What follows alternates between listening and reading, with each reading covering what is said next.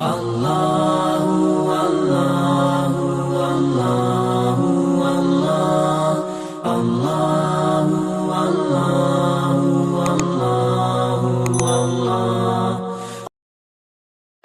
پاک میں آتا ہے اللہ کے نبی صلی اللہ علیہ وسلم کو خبر دی گئی، یا رسول اللہ ایک اونٹ دیوانہ ہو گیا ہے۔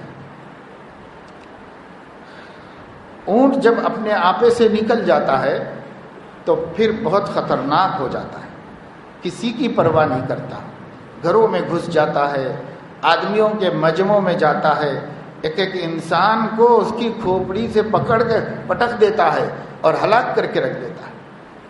بچے، عورتیں، جوان سب گھبرانے لگتے ہیں اگر اونٹ پاگل ہو جاتا ہے۔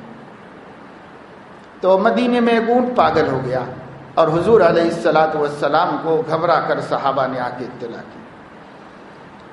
آپ جہاں تھے وہاں سے اٹھ کھڑے ہوئے اور فرمایا وہ کدھر کو گیا ہے مجھے بتاؤ۔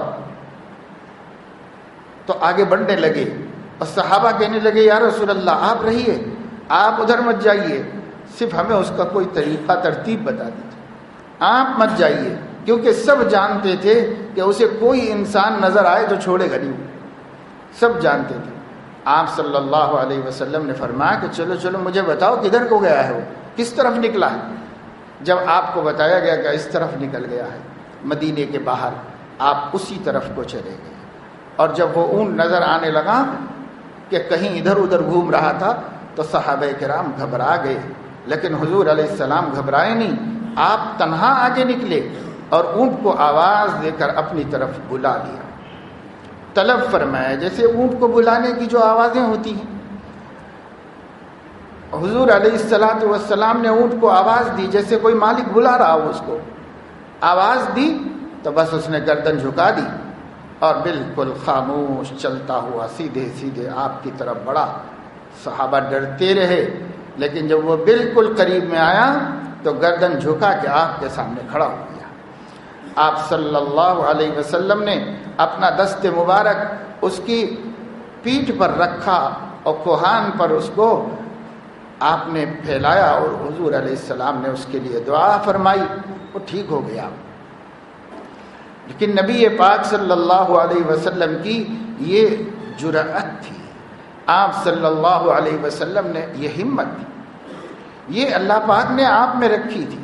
ہر اعتبار سے آپ اشجع الناس تھے، لوگوں میں سب سے جری اور سب سے زیادہ ہمت والے، اور اتنے زیادہ ہمت والے تھے کہ خطرناک سے خطرناک موقع پر اگر مسلمانوں کا کوئی فائدہ ہے تو آپ آگے بڑھ جاتے۔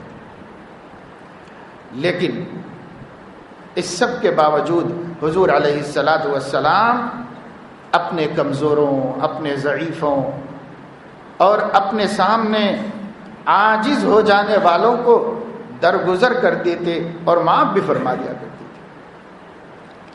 اور درگزر کرنا اور معاف فرمانا یہ حضور علیہ السلام کی کمزوری نہیں تھی۔ اسی لیے ایک روایت میں آیا ہے کہ آپ صلی اللہ علیہ وسلم نے ارشاد فرمایا، پہلے اپنا غلبہ اور اپنا اثر ثابت کر دو پھر معاف کر دو۔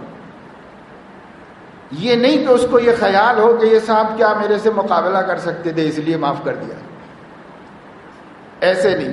حضور علیہ السلام نے فرمایا کہ پہلے اپنا غلبہ ثابت کر دو اور اپنا غلبہ ثابت کر کے درگزر کر دو، معاف کر دو، تاکہ اسلامی اخلاق کا پتہ چلے کہ اسلام اخلاق یہ سکھاتا ہے کہ اگر تم کو مٹا بھی دے سکتے تو مٹا دے سکتے، لیکن ان کے اخلاق نے تم پر رحم کر دیا اور معاف کر دیا۔